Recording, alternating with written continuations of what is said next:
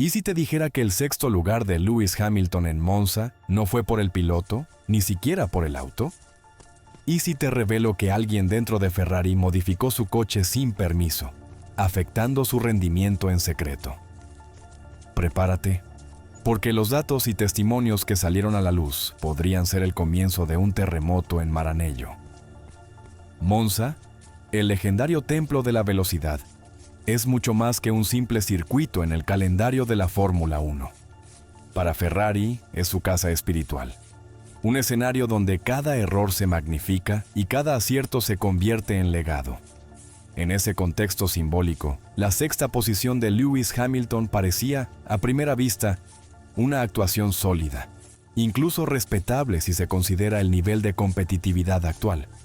Sin embargo, ese resultado, lejos de ser la prueba de un rendimiento estable, terminó siendo el velo que cubrió uno de los episodios más inquietantes y controvertidos en la historia reciente del equipo de Maranello. La realidad comenzó a revelarse no en los comentarios posteriores a la carrera ni en los análisis televisivos, sino en los datos telemétricos recopilados por Ferrari.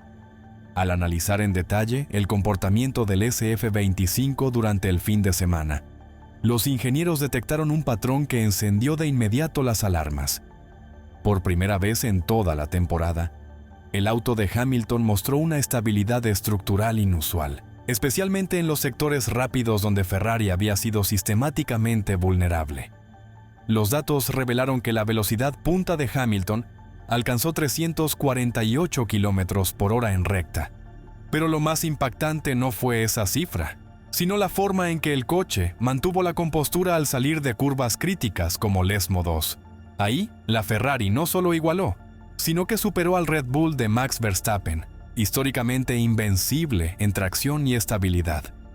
Ese tipo de rendimiento, nunca visto antes con el SF-25, indicaba que el coche por fin había logrado un equilibrio aerodinámico y mecánico que le permitía a Hamilton atacar cada curva con confianza. Los deltas por vuelta eran sorprendentemente consistentes. No hubo caídas de ritmo ni pérdidas súbitas de agarre. La degradación de los neumáticos fue mínima, y el auto reaccionó con una previsibilidad inusual, como si Hamilton al fin hubiera encontrado la conexión problema-solución entre piloto y máquina. Un sueño hecho realidad, al menos durante los entrenamientos. En condiciones normales, los neumáticos traseros de Ferrari experimentaban oscilaciones térmicas de hasta 12 grados por stint, una variabilidad que limitaba mucho la capacidad del piloto para mantener un ritmo competitivo sin comprometer el desgaste. Pero en Monza, ese margen de fluctuación se redujo drásticamente a menos de 5 grados. Eso significaba que el agarre era más uniforme, que las temperaturas estaban controladas, y lo más importante, que Hamilton podía anticipar con precisión el comportamiento del coche en cada curva, sector tras sector, vuelta tras vuelta. Era una situación que, en teoría, debía catapultarlo a posiciones más competitivas. Sin embargo, aquí es donde la historia empieza a torcerse. Con una herramienta tan efectiva en sus manos, con una base técnica tan sólida, ¿cómo terminó Hamilton apenas sexto? Sin opciones reales de pelear por el podio, ¿por qué su ritmo de carrera no reflejó lo prometido por los datos del viernes?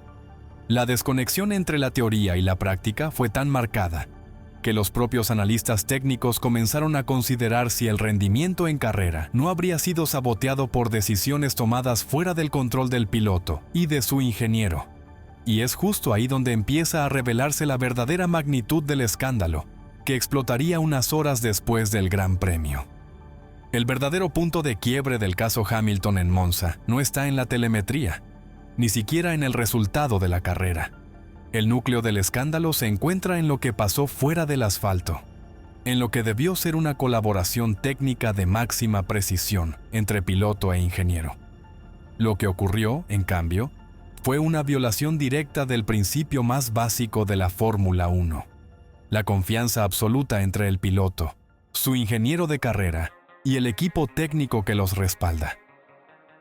Riccardo Adami, un ingeniero de carrera con décadas de experiencia en la categoría, fue el primero en romper el silencio.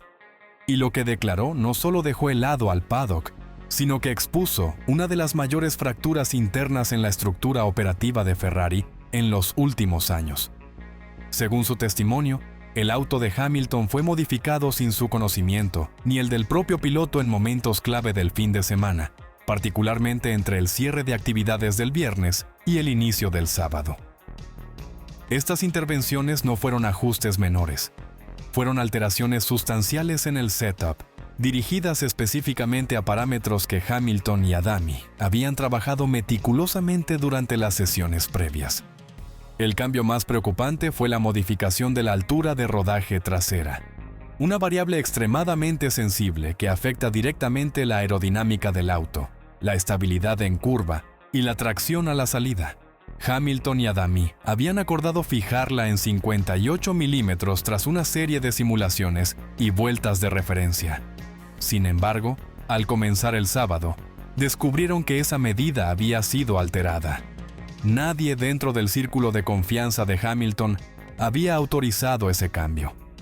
El impacto fue inmediato y devastador. El eje trasero del SF-25, que hasta entonces había mostrado una estabilidad sorprendente, empezó a comportarse de manera errática. En lugar de una transición suave entre frenada, entrada y salida de curva, el coche comenzó a mostrar sobreviraje en momentos críticos, obligando a Hamilton a realizar correcciones constantes. En un circuito como Monza, donde la precisión lo es todo, esas correcciones no solo cuestan décimas, sino también la confianza necesaria para atacar sin reservas. Y no fue el único parámetro tocado. También se descubrió una modificación en la precarga del diferencial, un componente esencial que define cómo se distribuye el par motor entre las ruedas traseras. En otras palabras, cambiar ese valor modifica radicalmente la forma en que el auto se comporta bajo aceleración, especialmente en las salidas de curva. Este tipo de cambio no solo requiere consenso, sino que siempre debe comunicarse al piloto para que ajuste su estilo de manejo. En el caso de Hamilton no fue informado, y en la carrera ese detalle se convirtió en un obstáculo invisible pero crucial. Lo más grave de todo es que, hasta ahora, Ferrari no ha ofrecido una explicación convincente. No ha habido una persona responsable designada, ni un comunicado técnico que aclare si las modificaciones fueron producto de un error humano, de una falla interna de comunicación, o como algunos empiezan a insinuar, de una acción deliberada con fines aún no aclarados. ¿Fue una acción maliciosa? ¿Fue una maniobra política dentro del equipo? ¿O quizá un sabotaje técnico para favorecer indirectamente a Charles Leclerc? El caso genera un gran dilema. ¿Cómo puede un piloto como Hamilton, que ha construido su carrera sobre una relación técnica íntima con sus ingenieros, seguir confiando en un equipo que ha violado esa misma relación? Y la respuesta no es sencilla, porque más allá del daño deportivo, lo ocurrido representa una grieta emocional y profesional que podría marcar el destino del 7 veces campeón del mundo en esta nueva etapa con Ferrari. No se trata solo de un auto que no rindió como debía, sino de una estructura que ha fallado al respaldar al piloto que debería ser el estandarte de su resurrección. Pero el escándalo también tiene un impacto técnico. Los datos revelados en Monza mostraron que, cuando está configurado correctamente, el SF-25 puede competir al más alto nivel. La estabilidad térmica de los neumáticos, la consistencia del ritmo de vuelta y la velocidad de salida en curvas rápidas demostraron que el auto tiene potencial, quizá incluso mayor del que se pensaba antes de ese fin de semana. Eso significa que Ferrari ya no puede escudarse en limitaciones estructurales del coche. El problema, al menos en este caso, no fue técnico, sino humano. De aquí en adelante, el equipo enfrenta una encrucijada crítica. Internamente, deben determinar si lo ocurrido fue un error aislado, producto de una falla de comunicación, o si responde a dinámicas más profundas que podrían estar relacionadas con rivalidades internas, favoritismos o intereses políticos dentro de la estructura. Externamente, Ferrari debe enfrentar la presión mediática y de los aficionados, que pronto exigirán transparencia, explicaciones y, sobre todo, cambios. Lewis Hamilton, por su parte, Ha evitado declaraciones públicas explosivas tras Monza, pero su lenguaje corporal en días posteriores ha dicho más que cualquier entrevista. Distante en los briefings, meticuloso con su equipo técnico de confianza y inusualmente reservado con la prensa, el piloto británico parece estar procesando una traición en la que nunca imaginó verse involucrado. La gran pregunta es si elegirá quedarse y luchar desde dentro, o si este será el inicio de una relación desgastada que nunca alcanzará su máximo potencial. Las implicaciones competitivas también son enormes. En una temporada donde McLaren ha comenzado con una consistencia abrumadora, donde Red Bull intenta sobrevivir a su propia crisis interna y Mercedes empieza a recuperar terreno, Ferrari no puede permitirse este tipo de fracturas. Si quiere ser un verdadero contendiente al título, necesita recuperar la cohesión, la ética operativa y el enfoque técnico sin fisuras que exige un campeonato mundial. Lo que viene no es simplemente la próxima carrera del calendario. Es una serie de decisiones que definirá si Ferrari puede dejar atrás décadas de inconsistencias internas, o si este incidente con Hamilton será solo el primero de muchos capítulos de otra temporada desperdiciada. Comienza la tormenta, y el silencio en Maranello ya no es una opción. Ahora que conoces todos los elementos detrás del resultado de Hamilton en Monza, las piezas de este rompecabezas empiezan a encajar, pero también abren nuevas preguntas que nos obligan a mirar más allá de la superficie. Lo que ocurrió no fue solo una anomalía técnica ni un simple error de setup. Fue una posible conspiración interna, un desvío de los valores fundamentales del automovilismo profesional y quizá el inicio de un conflicto aún mayor dentro de Ferrari. Pero aquí también entras tú en la ecuación, porque este tipo de situaciones no se entiende solo con datos, sino con debate. ¿Crees que Hamilton fue víctima de sabotaje? ¿O consideras que estamos ante un ejemplo extremo de desorganización técnica dentro de Ferrari? ¿Hasta qué punto puede un equipo intervenir en el propio auto sin que eso sea considerado una falta ética grave?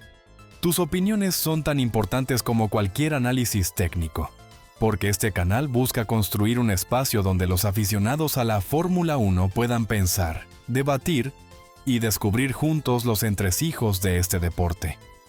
¿Qué implicaciones puede tener esto para la dirección de Frédéric Vasseur y la permanencia de figuras clave dentro del equipo técnico?